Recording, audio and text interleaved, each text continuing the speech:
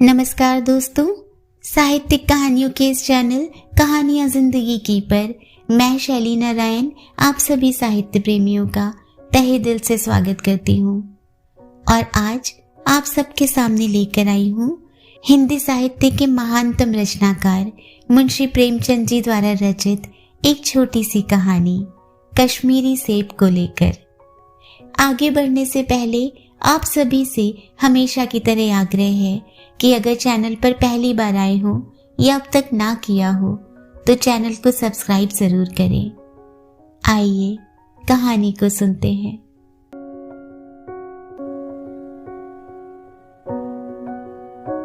कल शाम को चौक में 2-4 जरूरी चीजें खरीदने गया था। पंजाबी मेवा फरोशों की दुकानें रास्ते ही में पड़ती हैं। एक दुकान पर बहुत अच्छे रंगदार गुलाबी सेब सजे हुए नजर आए। जी ललचा उठा। आजकल शिक्षित समाज में विटामिन और प्रोटीन के शब्दों में विचार करने की प्रवृत्ति हो गई है। टमाटो को पहले कोई सेंत में भी न पूछता था, अब टमाटो भोजन का आवश्यक अंग बन गया है। गाजर भी पहले गरीबों के पेट भरने की चीज थी। अमीर लोग तो उसका हलवा ही खाते थे, मगर अब पता चला है कि गाजर में भी बहुत विटामिन है, इसलिए गाजर को भी मेजों पर स्थान मिलने लगा है। और सेब के विषय में तो यह कहा जाने लगा है कि एक सेब रोज खाइए तो आपको डॉक्टरों की जरूरत ना रहेगी। डॉक्टर से बचने के लिए हम निमकौड़ी तक खाने को तैयार हो सकते हैं। सेब तो रस और स्वाद में अगर आम से बढ़कर नहीं है तो घटकर भी नहीं। हाँ, बनारस के लंगड़े और लखनऊ के दशहरी और बंबई के अल्फांसो की बात दूसरी है।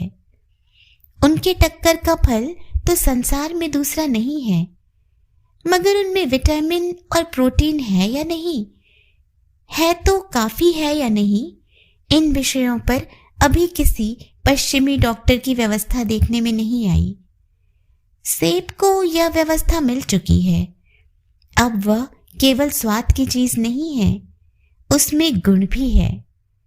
हमने दुकानदार से मोल भाव किया और 8 सेर सेब मांगे।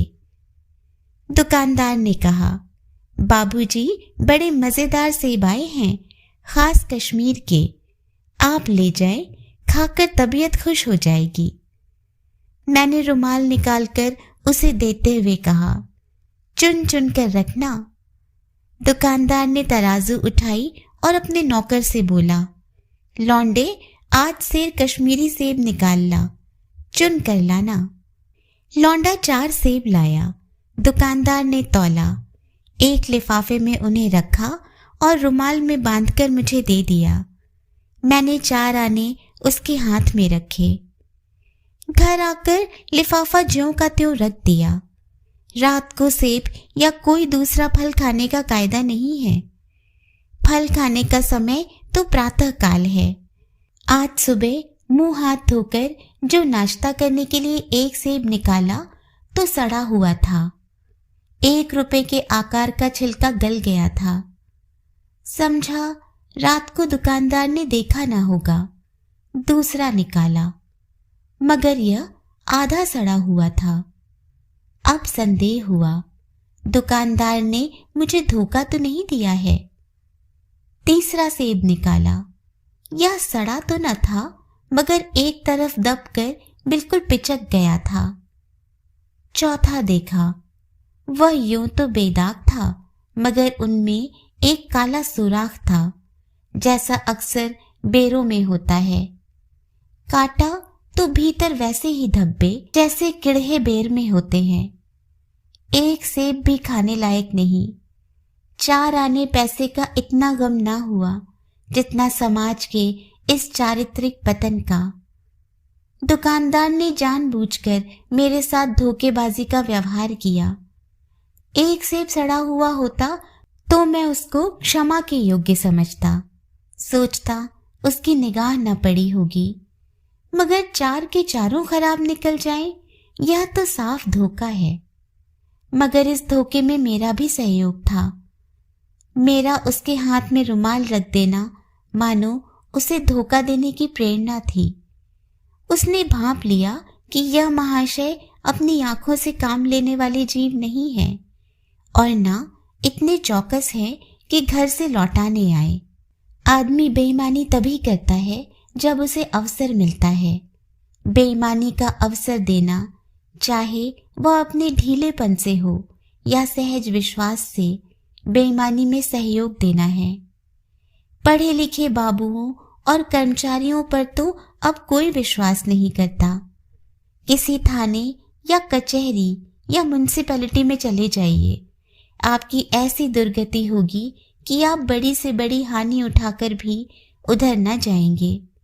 व्यापारियों की साख अभी तक बनी हुई थी। यूं तोल में चाहे छटाक 8 छटाक कस ले, लेकिन आप उन्हें 5 की जगह भूल से 10 के नोट दे आते थे तो आपको घबराने की कोई जरूरत न थी। आपके रुपए सुरक्षित थे। मुझे याद है, एक बार मैंने मुहर्रम के मेले में एक खोंचे वाले से 1 पैसे की रेवड़ियां ली थी और पैसे की जगह अठन्नी दे आया था। घर आकर जब अपनी भूल मालूम हुई तो खोंचे वाले के पास दौड़ा गया। आशा नहीं थी कि वह अठन्नी लौटाएगा, लेकिन उसने प्रसन्न चित्त से अठन्नी लौटा दी और उल्टे मुझसे क्षमा मांगी। और यहाँ कश्मीरी सेब के नाम से सड़े हुए सेब बेचे जाते हैं। मुझे आशा है पाठक बाजार में जाकर मेरी तरह आंखें न बंद कर लिया करेंगे, नहीं उन्हें भी कश्मीरी सेब ही मिलेंगे।